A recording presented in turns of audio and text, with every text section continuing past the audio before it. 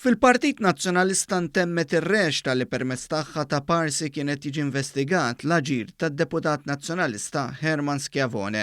Fil-fatt wara laqgħa tal-Eżekuttiv il-Partit Nazzjonalista ħabbar lil bord tal-Etika li investiga l-aġir ta' Schiavone sabet biss li kellu nuqqas ta' ġudizzju.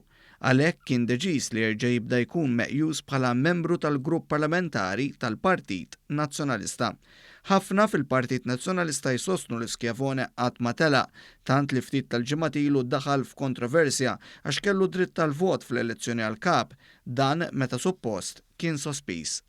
Herman Schiavone suppost kien investigat dwar laqgħat li kellu ma' negozjant li tant kien fil-mira tal-kritika tal-Partit Nazzjonalista. Għalkemm hu ma kienx l-uniku deputat li ltaqa' ma' Dan Jorgen Fenech, kien l-uniku wieħed li sospenda lilu nnifsu.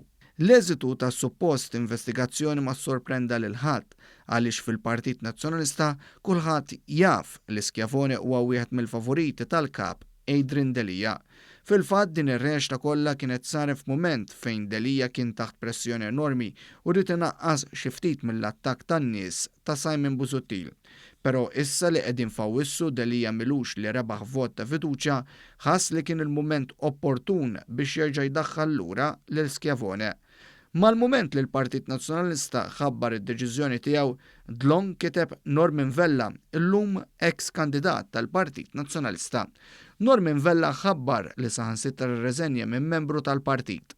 Fuq Facebook fakkar kif Herman Schiavone tela mill-5 distret bil-wirt tal-voti tiegħu u esprima għadab għal deċiżjoni tal-partit li jdaħħal lura lil Schiavone.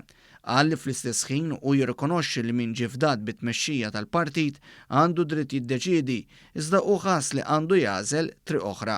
Għalhekk Norman Vella rreżenja minn kandidat kunsillier u anke membru tal-partit.